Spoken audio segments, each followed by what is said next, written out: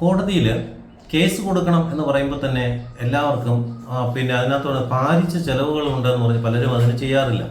അതായത് case രണ്ടെണ്ണമുണ്ട്, civil കേസും criminal കേസും. ക്രിമിനൽ കേസിന് അല്ലെങ്കിൽ തന്നെ ധാരാളം കാശ് ചിലവാകും, പക്ഷേ സിവിൽ കേസിനും ആകും, നീണ്ടുപോകും. ഒരുപാട് വർഷം ഇങ്ങനെ കേസുകൾ 25 കൊല്ലമൊക്കെ ചിലപ്പോൾ നീണ്ടുപോകുന്ന കേസുകൾ വരെയുണ്ട് സിവിൽ കേസ്. അപ്പോൾ അങ്ങനെ കേസ് കൊടുക്കുക എന്ന് പറയുമ്പോൾ അത് ഭാരിച്ച ചിലവാണ്, സത്യം തന്നെയാണ്, ഇല്ലെന്ന് പറയുന്നില്ല. പക്ഷേ ഒരാൾക്ക് കേസ് നടത്താനായിട്ട് കോടതിയിൽ ഫീസ് ഇല്ലാതെ തന്നെ കേസ് നടത്താം.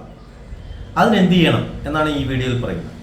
അതായത് ഒരാളുടെ ഭാഗത്ത് ന്യായമുണ്ട്, അയാൾക്ക് കോടതിയിൽ കേസ് കൊടുത്ത് അയാൾക്ക് അതിൻ്റെ നീതി കിട്ടണം, പക്ഷെ അയാളുടെ കയ്യിൽ സാമ്പത്തികം ഇല്ല. എന്ത് ചെയ്യണം? കേട്ടോളൂ, പറഞ്ഞുതരാം. അതായത് ഒരു വ്യക്തിക്ക് കോടതിയിൽ കേസ് കൊടുക്കണമെന്നുണ്ടെങ്കിൽ അയാളുടെ കയ്യിൽ സാമ്പത്തികമില്ല എന്നുണ്ടെങ്കിൽ ആദ്യം കോടതിക്ക് ഒരു പെറ്റീഷൻ കൊടുക്കണം. അതിന് CMO പെറ്റീഷൻ എന്ന് പറയും. ചീഫ് മിനിസ്റ്റീരിയൽ ഓഫീസർ വേണം കൊടുക്കാൻ.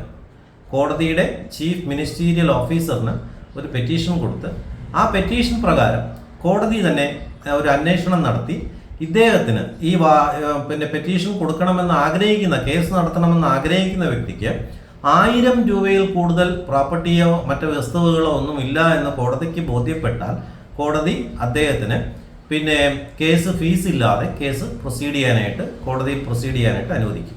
മനസ്സിലായോ? ഇനി വേറൊന്നുണ്ട്. അപ്പോൾ വക്കീൽ ഫീസ് 2 ചിലവുകളാണുള്ളത്. ഒന്ന് കോടതിയിൽ കൊടുക്കേണ്ട ഫീസ്, പിന്നെ ഒന്ന് വക്കീലിന് ഫീസ് കൊടുക്കണം. സിവിൽ കേസിൽ വാദിക്കുന്ന വക്കീലിന് ഓരോ ഹിയറിങ്ങിനും ഓരോ പോസ്റ്റിങ്ങിനും പൈസ കൊടുക്കണം.